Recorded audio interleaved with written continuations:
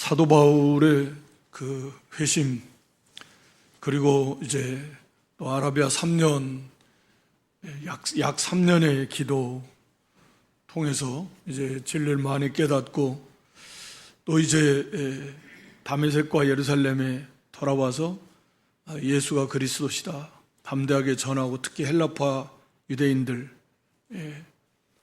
이렇게 성경 말씀을 들어서 예수 그리스도의 복음을 담대하게 전했고, 그러자면 증명해서 그들이 어찌할 수 없으니까 이제 사도 바울을 죽이려고 그래요.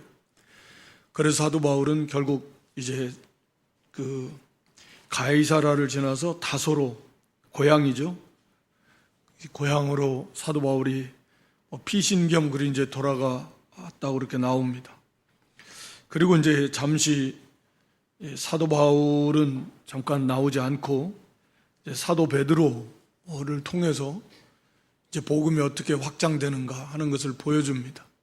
우리가 아는 대로 이방인의 사도인 그 사도 바울이지만, 사도 바울은 애초에 이제 어떻게 보면 헬라파 유대인에게 속한다고 볼 수 있고, 또 예수님을 직접 따라다닌 그런 이제 사도도 아니었고, 그래서 항상 그 어려움을 겪죠.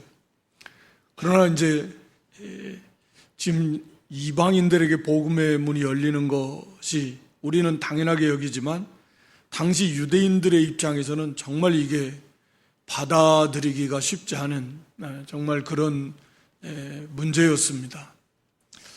그래서 하나님께서 이제 이 베드로를 먼저 쓰셔서 이 예루살렘 주변에 있는, 여기 나오는 루다나 또는 요빠 이렇게 또 가이사라, 이런 지역에 있는 이방인들에게 복음의 문을 여는데 하나님 베드로를 쓰십니다.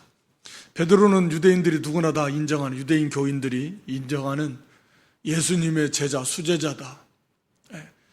그런 베드로를 통해서 또 이방인들의 입장에서도 이게 그리스도의 사도, 수제자라고 할 만한 베드로가 와서 복음을 전해주고, 그때 성령이 임하시고, 그래서 우리도 유대인 신자와 똑같은 하나님의 백성이다, 같은 공동체에 속한 그리스도의 몸된 교회라고 하는 그런 이제 일체감과 소속감을 가질 수 있고, 또 유대인의 입장에서도 사도 바울보다는 뒤에 이제 베드로하고도 이제 그런 변론을 하는데 책망을 하고, 네가 왜 이방인의 집에 들어가서 할례받지 않은 자에 가서 먹고 마시고 했느냐, 막 책망하잖아요. 이제 그렇지만 베드로는 그래도 훨씬 거부감이 덜하죠. 그 역할을 지금 베드로가 합니다. 그래서 유대인들이 뒤에 가서 이제 깨달은 거죠. 그러면 하나님께서 이방인에게도 생명 있는 회개를 주셨구나. 이방인들에게도 이 복음이 전파되는 게, 구원해 주시는 게 하나님의 뜻이구나 라고 하는 것을 이제 깨닫게 되고 그것을 받아들입니다. 그러면서도 이제 여전히 그럼에도 불구하고 율법을 지켜야 된다, 예를 들어서 할례를 받아야 된다, 이렇게 주장하는 자들이 또 나오잖아요. 교회, 유대인 교인 안에서. 그래서 예루살렘 공회가 또 소집이 되고, 이게 간단한 문제가 아니었던 거죠. 그래서 베드로 자신도 완전히 아직 거기에 완전히 깨어지진 않은 이제 그런 상태였던 것 같고, 그래서 하나님께서, 이게 지금 우리가 사도행전이지만 흔히 성령행전이다, 하나님께서 이 복음의 문을 여시면서 하나님의 일꾼들을 쓰시는 그 하나님의 이제 섭리의 모습들을 우리가 볼 수 있는데, 하나님께서 이제 사도 바울을 불러서 이제 이방인의 사도로 준비시키시고 이제 보내시기 전에 먼저 이 이방인들에게 복음의 문을 여는 사람이 베드로다. 그래서 물론 베드로 로마까지도 가고 복음을 전하지만, 먼저 이 문을 여는 건 베드로. 그때까지 사도 바울은 잠깐 이제 거기 가서도 당연히 다소 지역에 가서도 복음을 전하고 당연히 그랬겠지만, 성경에서는 잠깐 이제 사도 바울은 이름이 나오지 않습니다. 그리고 이제 베드로를 통해서 이 복음의 문을 열면서 유대인 성도들 그리고 이방인 가운데 예수님 믿는 성도들이 서로 하나다, 이 하나님의 뜻이다라고 하는 걸 유대인에게도 그리고 이방인에게도 이렇게 똑같이 심어주는 그 역할을 하나님께서 베드로를 쓰셔서 이제 하시는 겁니다. 그래서 여기 이제 32절이 그때 베드로가 하나님의 그 구원 역사를 이루시는 하나님의 손길을 우리가 이제 볼 수가 있는 건데, 베드로가 사방으로 두루두루 다니다가 룻다에 사는 성도들에게도 내려갔다. 그러니까 예루살렘에 핍박이 있으니까 사방으로 흩어졌을 것이고, 그러니까 이 룻다 지역으로 이런 이제 이방인들도 많이 있으니까 거기에 가서 있는 그 성도들에게로 내려갔고, 그 가운데 이제 에니아라고 하는 사람을 만났습니다. 이 사람이 성도였는지 뭐 성도 아니었는지는 우리는 정확히는 알 수 없지만 아마 성도였을 것이다, 그렇게 추측을 합니다. 앞에서 성도들에게도 내려갔다. 그러니까 이방인들에게도 가서 복음을 전하고 성도들에게도, 거기 있는 성도들에게도 내려가고. 근데 그 가운데 에니아라고 하는 사람, 이 남성 이름이 흔했던 남성 이름이라 그래요. 그러니까 이름이 뭐 찬송하다라는 그런 뜻에서 나왔다 그러는데, 어찌됐든 이 애니아라고 하는 남자 사람을 만났습니다. 근데 그 사람은 중풍병으로 8년째 누워있는 그런 사람. 그러니까 참 비참할 수밖에 없는 이제 그런 상황이에요. 소망도 없고. 그런데 이제 베드로가 이르되, 에니아야, 예수 그리스도께서 너를 낫게 하신다. 일어나 네 자리를 정돈하라. 한데 곧 일어났다. 간단하게 누가 에니아가라고 하는 사람이 성도인지 아닌지는 모르지만 이 사람 병들었는데 고쳐주십시오. 누가 베드로에게 청했을 수도 있고, 기도해달라고 청했을 수도 있고. 그러나 성경은 거기에 대해서 일체 침묵을 하고 있으니까 여기서 중요한 건 뭐냐? 성경이 말하고자 하는 것은 그 베드로가, 그러니까 에니아 측에서 믿음을 가지고 예수님 때 그 예수님에게 이 부르짖었던 것처럼 그런 모습이 아니고, 그냥 일방적으로 베드로 사도가 그 에니아에게 가서 예수 그리스도께서 너를 낫게 하신다. 지금 여기서 이제 강조하는 건 그거예요. 예수 그리스도. 예수 그리스도. 그분이, 물론 그리스도가 메시아니까 그분이 지금 너를 낫게 하신다. 그분이 부활하시고 십자가에서 죽으셨지만, 부활하시고 승천하셔서 지금도 이 구원 역사를 이루어 가신다. 살아계신 그 영광의 주님께서 너를 낫게 하신다 라고 이렇게 선포하면서, 일어나라. 8년 동안 누워 있었지만 일어나서 네 자리를 정돈해라. 이제 네가 할 일 해라. 이렇게 자리도 정돈하고 가서 음식도 준비하고 할 일 해라는 거예요. 그 말입니다. 정돈하라는 건. 그러니까 물론 이건 우리는 예수님 통해서, 앞에서도 사도들 통해서 이런 역사들이 너무나 많이 일어났으니까 당연한 것처럼 생각이 되지만, 물론 그렇지 않죠. 오늘날에도 이런 일이 있다면 눈이 휘둥그레질 만한 엄청난 일이겠지만, 그러니까 이 베드로의 모습을 통해서, 이거 기도를 했는지 안 했는지, 속으로 했는지 그건 모르지만, 성경은 베드로가 성령에게 온전히 붙잡힌 당에서 이런 확신을 가지고 예수 그리스도께서 너를 지금 낫게 한다. 이 지금이라는 것 좀, 이 시제 자체가 지금 현재의 시제니까, 지금 너를 낫게 하신다. 지금 당장. 그러니까 일어나라는 거예요. 그러니까 이런 확신, 이건 그 명령 안에 선포하는 겁니다. 예수 그리스도께서 너를 지금 낫게 하신다. 그러니까 일어나. 당장 일어나라. 그리고 다 자리 정리하라. 하니까 곧 일어났습니다. 즉시로 나은 거예요. 그러니까 물론 이건 베드로 자신도 그렇게 선포했지만 자신의 능력은 아니고, 예수 그리스도께서 낫게 하신다. 그러니까 우리가 생각해 볼 수 있는 것은 이때 베드로의 상태는 그러니까 그런 속에 성령께서 주시는 충만한 확신이 있었겠죠. 그래서 이건 자기 생각이 아니고 자기 느낌이고 아니고 성령께서 주시는 충만한 확신입니다. 그래서 이 에니야가 지금 즉시 낫는다. 주님께서, 예수 그리스도께서 에니야를 낫게 하신다. 나를 이곳으로 보내신 목적 여러 가지가 있지만 그 중에 가장 큰 목적이 바로 그거다.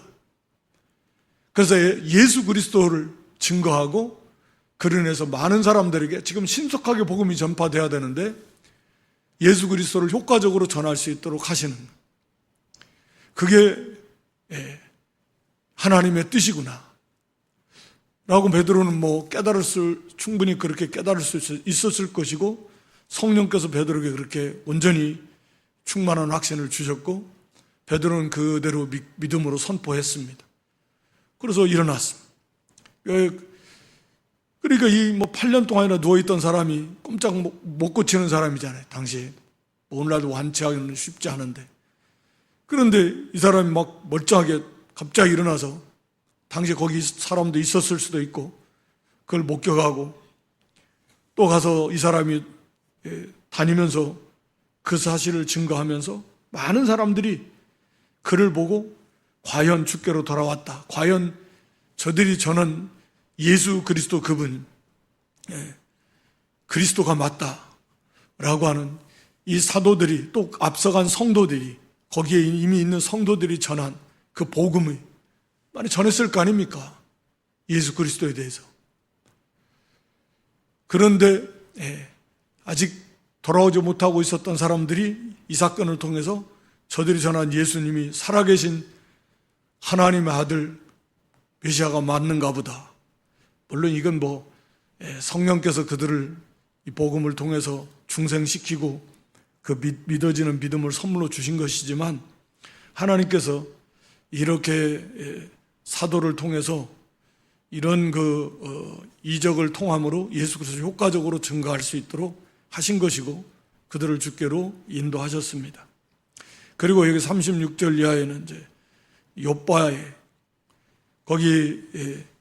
여기 룻다하고 욥바는 한 20여 킬로 떨어져 있다 그러는데, 거기에 이제 욥바의 다비다라는 여제자가 있었는데 도르가라. 그러니까 이 여인이 거기 사랑을 많이 실천했는데 그만 이제 하나님의 부르심을 받았습니다. 그런데 이제 아마도 너무너무 갑작스러운 죽음이었는지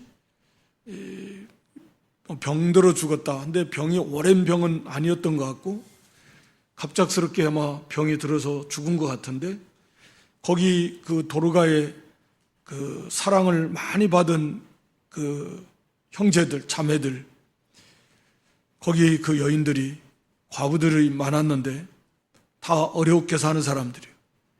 그 사람들이 아마 이 룻다에 베드로가 있었는데 베드로 사도가 거기 와서 8년이나 중풍병이 있던 사람 고쳤다, 이런 소식도 다 전해 듣고 알고 있었을 것이고, 그래서 이 여제자가, 이 도르가가 죽었는데 급히 사람을 보내가지고 좀 빨리 신속하게 좀 와달라 라고 막 간청을 하면서 급하게 청했습니다. 그러니까 이거 보면 단순히 장례를 위해서 초청한 것 같지는 않고, 믿음이 충만했는지는 모르겠고 혹시 하는 마음이 있었는지, 아니면 베드로가 오면 반드시 살려줄 수 있다라고 하는 믿음이 있었는지, 그건 우리는 알 수는 없을 것 같습니다만 그런 기대감은 분명히 있었을 것 같아요. 그러니까 베드로를 청한 겁니다. 그래서 빨리 좀 사람을 보내서 빨리 와서 하나님 뜻이면 살릴 수 있을 거니까. 그래서 베드로를 청했고 베드로가 속히 그들과 함께 가서 보니까 이제 그런 거예요. 거기에 막 울면서 그들이 그 도르가가 행한 그 사랑, 지은 속옷과 겉옷을 다 내보였다는 것은 이 속옷, 그냥 일반적인 옷이기도 하고, 겉옷은 굉장히 이 값이 많이 나가는, 그래서 겉옷을 전당물로 잡히기도 하잖아요.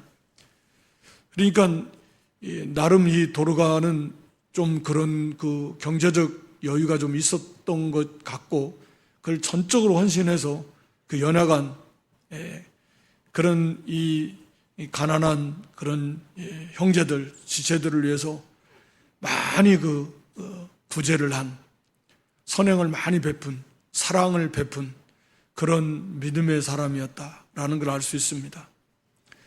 그러니까 하나님을 사랑하고 내 이웃을 내 몸과 같이 사랑하라. 그게 성경 욕심의 율법의 핵심이고 성경의 핵심인데, 하나님 사랑, 사람 사랑. 그걸 이제 실천했다고 봐지는 거죠. 어찌됐든, 그러니까 이제 베드로도 하여튼 성령의 감동에 붙잡혀서 40절에 사람 다 내보냈습니다. 뭐 예수님께서 그러셨던 것처럼 야이로의 딸 살리시 다 내보내고, 베드로, 야고보, 요한만 데리고 가시고 그들 앞에 기도를 하셨는데, 베드로 아마 사람 다 내보내고 오직 하나님만, 주님만 의지하기 위해서 다 내보냈습니다.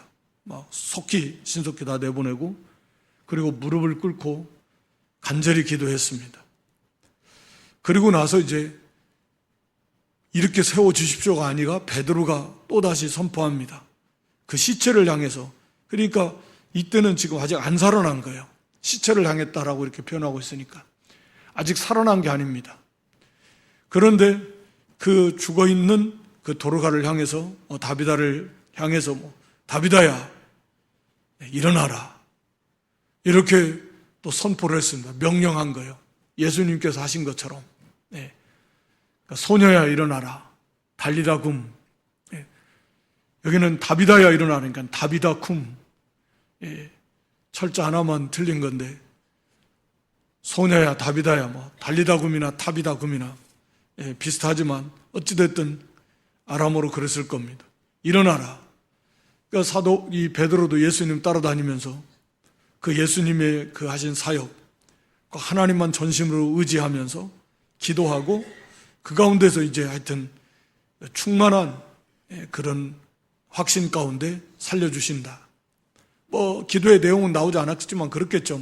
앞서 애니아처럼 이를 통해서 하나님의 영광이나 그리스도의 영광, 예수 그리스도의 영광이 나타나서 더욱더 많은 이들에게 이 복음이 효과적으로 전파될 수 있도록 하나님 이렇게 사용해 달라고 하나님의 뜻대로, 그리고 하나님의 응답을 확신했을 것이고, 그리고 나서 이제 이 다비다를, 도르가를 살렸습니다. 그러면서 거기 하는 거죠. 이 그리스도를 통해서 이 놀라운 역사 이적들이 막 나타나는 거예요. 그래서 거기에도 많은 사람들이 이걸 통해서 예수 그리스도를 믿는 이제 그런 역사들이 나타났다라고 하는 걸 보여줍니다. 그러니까 오늘날에는 당연히 이런 이적들은 거의 이렇게 복음 전도의 수단으로서 나타나지는 않지만, 그건 이제 하나님의 주권에 있는 거죠.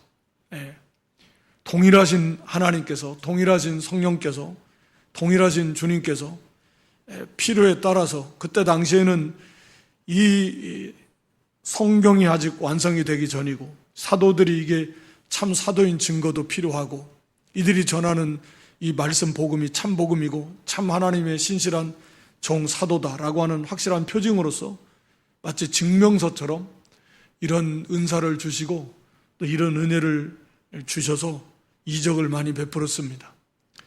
그것이 하나의 표징이에요. 그래서 이 이적이 많이 일어났지만 말씀드린 대로 이제는 이제 성경이 다 완성이 됐습니다. 그리고 그걸 믿음으로 구원을 주시는 거죠. 그 복음을 듣고 믿음으로, 이적이 아니라. 그래서 당연히 그런 필요성이 사도시대 이후에는 많이 사라진 거죠. 당연히 사도시대 이후에는. 그러니까 기독교 역사 속에서 사도시대 이후에는 이런 이적이 특별한 경우가 아니면 안 나타나는, 그건 하나님의 뜻이니까요. 그러니까 우리는 그게 하나님의 뜻에, 오늘날의 이 시대에는 뭐 이런 이적이 나타나면 좋겠다, 뭐 그러면 오늘날에도 뭐 복음이 막 쉽게 전파되고 할 것 같은데, 그건 우리 생각이고 하나님의 뜻은 아니다. 복음이 전파되고 이 전파된 복음을 듣고 믿음은 들으면서 나니까 이적을 봄으로 나는 게 아니라 이 복음을 들음으로써 믿음을 주시는 게 하나님의 구원의 방법이다. 그러니까 지금은 이 당시에도 이 이적을 보고 구원받는 게 아니라 이걸 통해서 그들의 마음이 좀 열리고 그들이 전하는 복음을 이게 참 진리구나 하는 것을 쉽게 받아들일 수 있도록 하나님이 주신 거죠.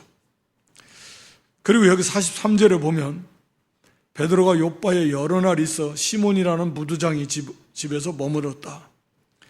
그러니까 무두장이는 이제 우리 개역성경에서는 피장, 가죽, 이 짐승의 가죽을 가지고 이렇게 만드는 이제 그런 사람입니다. 그러니까 이 죽은 짐승의 그 가죽을 벗기고 뭐 그거 뭐 말리고 뭐 무슨 염색을 하고 막 그럴 거 아닙니까? 어찌됐든. 그러니까 이것은 율법에 의하면 이 죽은 짐승, 뭐 사람은 말할 것도 없지만 죽은 짐승의 그 사체를 만지는 것 자체도 이건 금한 거죠. 부정한 것입니다. 율법으로 금해놓는 것이죠. 그러니까 이 직업 자체가 율법에 의하면 이것은 대단히 이 부정한, 그래서 가까이 할 수 없고 냄새도 뭐 많이 날 것이고, 그래서 당시에도 이런 사람들은 사람들과 멀리 떨어져서 아예 냄새가 많이 나니까 그 짐승, 그래가지고 그거 말려야 되고 막 물들이고 막 하고 하는 것들이, 그래서 격리되어 있었다니까 멀리 떨어져 있었다 그래요. 어찌됐든 이 율법에 의하면 대단히 부정한 직업이고 그런 사람인데도 베드로가 그 사람 집에서 머물렀다 라고 하는 걸 보면 이미 이제 구약의 의식법, 구약의 성결법, 어떤 그 의식에 있어서는 사도 베드로가 어느 정도 자유해졌다. 거기에 얽매이지 않는다 이제. 그러니까 율법에 얽매이지 않는 이 복음의 그런 면에서 상당히 자유로워진 그런 사도 베드로의 모습을 보여주고 있는 거죠. 그래서 이게 뭐 이미 그것이 다 그리스도 안에서 다 재해졌는데 거기에 얽매일 수는 없는 거죠. 그러니까 베드로가 이걸 통해서 지금 베드로의 모습이 그런 율법에서 상당히 이제 벗어난 자유로워진 그런 베드로의 모습인데, 이제 아직 이방인들과 이제 교제하고 이방인들에게 그들이 복음이 전해지는 여기에 대해서는 사도 베드로도 아직 완전히 깨어지지 않았다. 그래서 이제 우리가 아는 대로 10장에 가서 베드로에게 하나님께서 이 환상을 3번씩이나 동일한 환상을 보여주시면서 말씀하시고 고넬료 집으로 보내는 겁니다.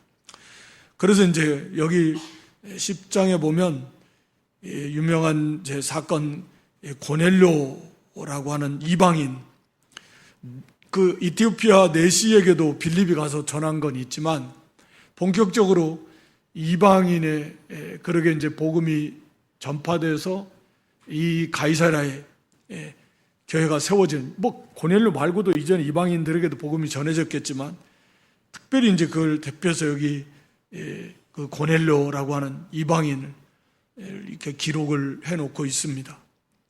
그래서 여기 이제 먼저 고넬료라고 하는 사람을 소개해 줍니다. 그건 이방인이고 그 로마 군대 이탈리아라고 하는 부대에, 오늘날로 말하면 이탈리아죠. 이탈리아 부대라고 하는 그 부대 군대 백부장이다. 그런데 이제 가이사랴에 와 있었고, 근데 그 사람은 경건했다. 하나님을 경외했다. 온 지방과 노불 하나님을 경외했다. 백성을 많이 구제했다. 하나님께 항상 기도했다. 이 3가지. 그가 경건했다라고 하는 건 그게 이제 하나님을 바로 섬겼다라는 포괄적인 표현이라고 하면 좀 구체적으로 하나님을 경외했다. 뭐 이것도 사실은 포괄적인 의미이기도 한데 특히 온 집안과 더불어서 하나님을 경외했다. 이렇게 말합니다. 사실 고넬료 같은 경우도 우리가 신학적으로 논란이 있고 그 명쾌하게 좀 해결받기는 어려운 것 같아요. 도대체 이 고넬료가 이때 구원을 받았느냐 안 받았느냐. 예. 뭐 그건 고넬료가 지금 뭐 경건한 유대인 유대교 그러니까 하나님을 믿는 건 분명한데 그러면 고넬료가 구원을 받았을까 안 받았을까? 그건 우리는 받았을 수도 있고 어떤 사람은 또 안 받았을 수도 있다. 이제 그렇게 말합니다. 여기 이제 받았다라고 하는 건 하나님께서 그의 구제와 기도를 받으셨다. 그의 섬김을 하나님이 받으셨다. 그러면 죄의 문제가 해결이 안 된 구원을 못 받았으면 그런 죄인의 그 섬김이 과연 하나님 받으셨을까? 받으실 수 있는가? 그의 구제와 그의 기도가 과연 하나님 앞에 상달될 수 있는가? 하는 문제인 거죠. 그리고 이제 성령에 임한 이런 문제를 두고서 이때 이제 고넬료가 진짜 구원을 받았다, 뭐 받지 못했다. 근데 거기에 대해서는 의견이 좀 갈리는 것 같습니다. 그래서 어찌됐든 그냥 뭐 오순절 성령이 임한 것 말씀드린 대로 그때 제자들이 그때 거듭난 게 아니에요. 이미 제자들은 다 거듭나 있었어요. 그러나 오순절 보혜사라고 하는 직분을 가진 성령께서 본격적으로 임하셔서 신약시대의 교회문을 활짝 여시면서 성령의 사역을 이제 시작하신 날, 이 오순절 날이잖아요. 그건 특별한 경우죠. 그러지 그때 구원받았다, 회심하고 그때 중생했다 그런 건 아닙니다. 그러니까 그런 것이 예루살렘에서도 있었고 에베소에도 있었고 여기 이제 고넬료 같은 경우도 있었고 소소하게 있는 거예요.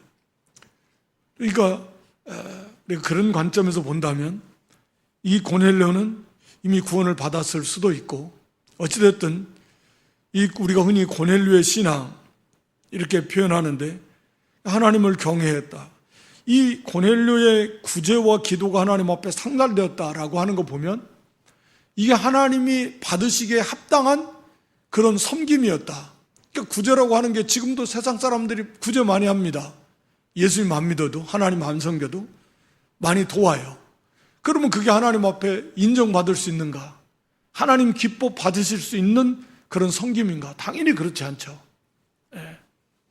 하나님의 영광을 위한, 하나님을 기쁘시게 하기 위한, 그래서 하나님의 뜻대로 하나님을 사랑하고 형제를 사랑하라. 그러니까 하나님을 사랑하면 형제 사랑이 하나님의 뜻이니까 하나님의 말씀대로 순종하는 일, 그런 차원에서 자기 명예 영광, 자기 만족, 자기를 과시 뭐 그런 게 아니고 하나님이 받으시기에 합당한 하나님을 사랑하고 하나님을 경외함으로 하나님이 기뻐하시는 뜻대로 형제 사랑을 실천하는 거잖아요. 그러니까 똑같이 우리 믿는 성도와 믿지 않는 사람이 겉으로 볼 때는 똑같은 일을 했는데 그게 성도는 하나님 앞에 상달이 되고 인정이 되고 믿지 않는 나는 인정이 되지 않는 것은 그 중심과 목적이 다르기 때문에 그런 거죠. 믿음이 있고 없고의 사이고 하나님을 믿으며 하나님을 기쁘시게 하기 위해서 하나님 말씀을 순종하는 차원에서 그래서 형제를 사랑하고 연약한 자를 돕고 이게 하나님 앞에 인정을 받는 것입니다. 그러니까 이 고넬료가 그런 차원에서 본다라고 하면 하나님이 받으시기에 합당한 그러한 믿음과 사랑으로 섬겼다. 구제와 기도가 상달됐다 그랬으니까요. 그리고 기도는 당연히 기도도 이렇게 이 고넬료의 기도가 상달이 되었다. 그래서 이제 베드로를 통해서 복음을 전하는 메시아에 관한 이 구체적인 의미, 그걸 보면 이 고넬료가 드린 기도의 그 이 내용이, 이 상달된 내용이 메시아에 대한 기도였다라고 하는 우리가 충분히 생각할 수 있잖아요. 네 기도가 응답되었다. 그래서 이제 그 기도 응답으로 지금 이 사자를 보내서 가서 이제 베드로를 청해라. 그리고 네가 그렇게 간절히 사모하고 앙망하던 바로 그 메시아, 이 구체적으로 그 복음을 이제 들려주시려고 하시는 거 아닙니까? 그러니까 당연히 이 이방인으로서 유대교 이 하나님을 경외하는 그 사상을, 그러니까 복음을 듣고 그래서 하나님을 경외하면서 거기에 핵심이 이제 메시아 사상. 하나님이 구원의 주 메시아를 보내주신다. 이미 오셨지만 당시에 고넬료는 그건 알 수 없으니까 그 오실 메시아를 믿고 바라보고 기대하고 거기에 대한 또 지금 아마 들려지는 고넬료도 아마 들려졌을 거예요. 예수 그리스도에 대해서 지금 막 거기에도 복음이 퍼져나왔으니까 들려졌을 가능성이 있어요. 예수님의 그분이 그리스도인데 십자가 부활이 들려전. 지금 확실히 알지는 못하는 것 같고 어찌됐든 간에 하나님 앞에 이 메시아에 대한 기도를 많이 들었던 것 같아요. 그러니까 하나님께서 이 고넬료의 기도를 들어서 응답해 주셨다. 구제와 기도와 구제가 상달되었다 라고 이렇게 표현하고 있습니다. 그래서 이런 고넬료가 저는 개인적으로 구원을 받았을 것이다 이렇게 생각하지만 어찌됐든 그건 성경에서 침묵하고 있으니까 그냥 그 정도까지만 하면 좋을 것 같고, 여기 온 집안과 더불어서 하나님을 경외했다. 온 집안. 그러니까 이게 참 귀한 거예요. 오늘날에도 우리 가운데도 지금 온 집안이, 가족들 가운데도, 자녀 손들 가운데도 지금 교회 출석하지 못하고 좀 믿지 못하는 그런 가족들이 많은데 너무 고통스러운 문제고, 정말 고통스러운 문제입니다. 심각한 문제고. 그런데 글쎄 이 고넬료는 온 집안으로, 저희 가서 보면 막 다 친족들까지 막 다 데려다는, 하나님의 물론 은혜이기도 하고, 그나마 고넬료가 부지런히 그 자녀들에도, 가족들에게도 말씀을 전하고 가르쳐서, 우리가 신명기에서 말씀한 대로 신명기 거기 6장 4절로 7절 말씀에 보면 우리가 부지런히 자신이 먼저 하나님을 잘 섬기고 그 다음에 이제 자녀들을 가르쳐야 됩니다. 네 자녀에게 부지런히 가르쳐라. 부지런히 가르쳐라. 집에 앉았을 때든지 길을 갈 때든지 누웠을 때든지 일어날 때든지, 이게 얼마나 모든 힘을 다 쏟아야 된다. 집에 앉아있을 때, 누웠을 때, 길을 갈 때, 누웠을 때, 일어날 때, 이건 이 자녀의 신앙 교육을 위해서 얼마나 힘을 써야 될 것인가요? 전심전력을 다해야 된다. 그게 하나님이 원하시는 거예요. 물론 그것만 가지고 물론 안 되죠. 하나님의 주권적인 은혜가 있어야 되지만, 하나님이 원하시는 건 그런 이 자녀를 위한, 당연히 자녀가 구원받는 거 그보다 제일 우선 소원이겠죠, 당연히. 그러면 전심전력을 다해서 부지런히 자신이 먼저 하나님을 그렇게 섬기면서 본을 보이고, 그래서 앞서 그걸 먼저 말씀하신 거잖아요. 너 자신이 먼저 하나님을 잘 경외하고. 왜냐하면 자녀들이 가까이서 늘 보니까, 보고 늘 보는데 그런데 본을 못 보면서 말로만 가르치면 그게 효과적이겠냐. 물론 하나님이 기뻐하시지도 않고.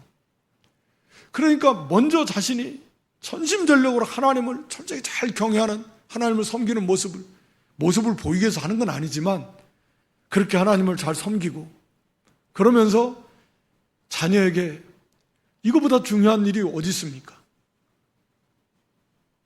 그래서 이 자녀가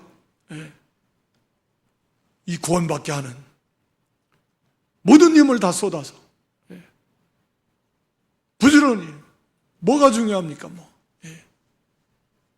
극단적인 표현일 수 있지만 무슨 어디 갖다 댈 수 없잖아요. 학교, 공부, 직장, 돈, 구원에 어떻게 됩니까? 그런 건 비교할 가치도 없는 거예요. 구원이 있고 난 다음에 그런 것도 있는 거지. 그건 말할 필요도 없는 겁니다. 그럼 부지런히 가르쳐라. 모든 힘을 다 쏟아라.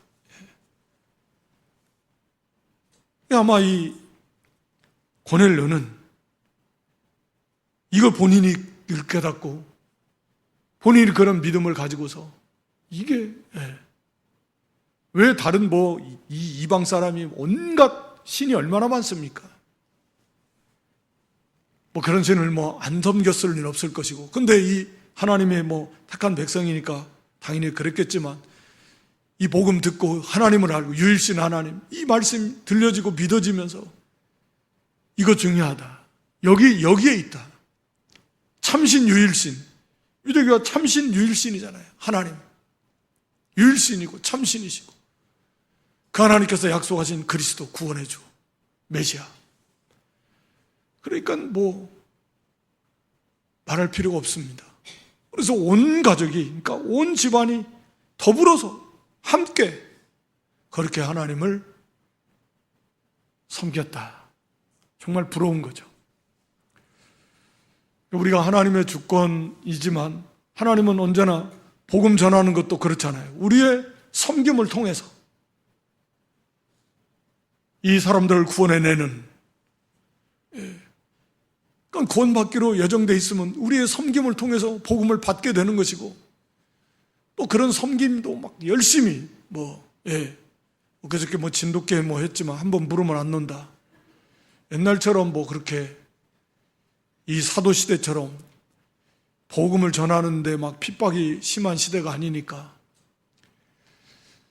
한번 전하면 다 믿고 쑥 들어오면 좋겠지만, 그런 것보다는 핍박 받으면서 사도 바울은 그렇게 고난 받으면서 복음 전하는데, 이 시대는 그렇게 복음 전한다고 그렇게 고난이 없는 시대인데, 그러니까 그런 수고와 노력이라도 좀 하라고 하나님이 하시는 것 같아요. 상급으로 한 사람 구원해내려고 오랫동안 수십 번 수백 번 수고하고 애쓰고 힘쓰고 기도하고, 그렇게 해서 하나님께서 한 영혼 구원해내고, 그런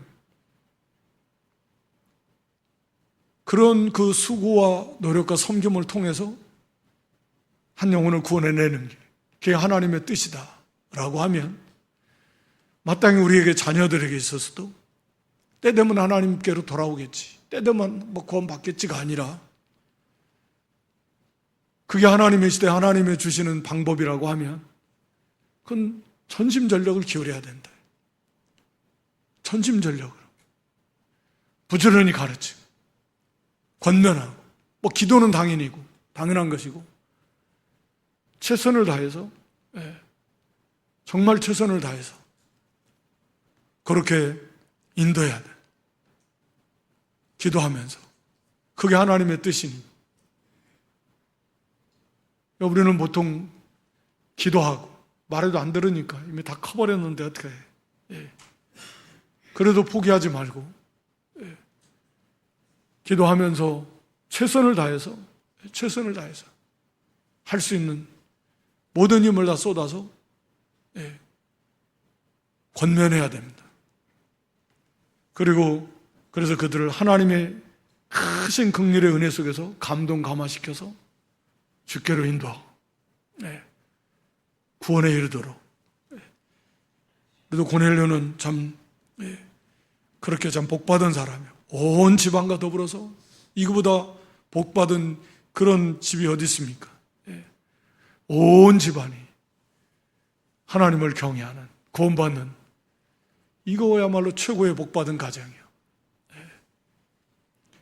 그래도 이 고넬료는 이런 구원의 예수 그리스도에 대해서 이렇게 확실히 잘 알지도 못하는, 당시에는 지금 그림자적으로, 구약의 그림자적으로 보여준 그런 메시아, 오실 메시아를 받았고, 그 하나님을 섬기면서도 온 집안과 함께 그 말씀을 순종해서 본인이 참으로 하나님을 잘 섬기고 경건의 본을 보이면서 자녀들에게도 전심전력을 다해서 말씀대로 가르치고, 그래서 하나님 은혜로 온 집안이, 심지어는 거기 보면 경건한 그 종들, 자기 부하들, 하인 둘과 부하 가운데 경건한 사람이 하나님 섬기는 사람, 영향력을 여기까지 미쳤어요. 군인들이 예나 지금이나 당시에는 더 말할 필요도 없고 얼마나 거칠고 또 사납고 경건하기 제일 어려운 사람 부류 중에 하나가 이 군인들이. 더군다나 이 점령 지역에 근데 그런 군인들에게 자기 부하들에게도 이렇게 복음을 전해서 그들 가운데 경건한 자가 나오는 이 구원에 이르는, 이게 참 그런 면에서 우리가 이 고넬료를 본받고 싶은 그런 사람이었다라고 하는 거죠. 오늘 이 성령의 인도를 받는 베드로의 모습, 특별한 하나님의 은혜이기도 하지만 성령의 인도를 따라서 그렇게 예수 그리스도를 증거하는 인도를 따라갈 때 그를 통해서 많은 역사가 나타났고, 오직 예수 그리스도. 그리고 이 고넬료라고 하는 이 사람, 온 집안 경건으로 온 집안으로 더불어서 하나님을 잘 경외하는 그런 고넬료의 모습을 우리도 보면서 어쨌든 이제라도 할 수 있는 최선을 다해서 우리의 가족, 우리의 자녀손들, 부모님 계시면 부모님, 형제라도 어찌됐든 우리의 모든 최선을 다해서 기도하며 권면하며 전해서 그의 섬김을 하나님이 긍휼히 여겨주시고 그를 통해서 온 가족들이 주께로 다 돌아오고 구원받는 그런 구원의 역사가 있기를 주님의 이름으로 축원합니다. 하나님 아버지, 저희도 고넬료처럼 참으로 하나님을 바르게 섬기는 경건의 본을 보이게 해주시고 또 전심전력으로 말씀대로 자녀손들에게 부지런히 가르치고 권면하고 하나님 앞에 부르짖음으로 하나님의 놀라운 긍휼하심의 은혜 속에서 가정마다 온 가족들이 다 주께로 돌아오고 하나님을 경외하는 구원받는 복된 가정을 다 이루는 그런 복된 성도들이 될 수 있도록 은총과 자비를 베풀어 주시옵소서. 예수님의 이름으로 기도드리옵나이다. 아멘.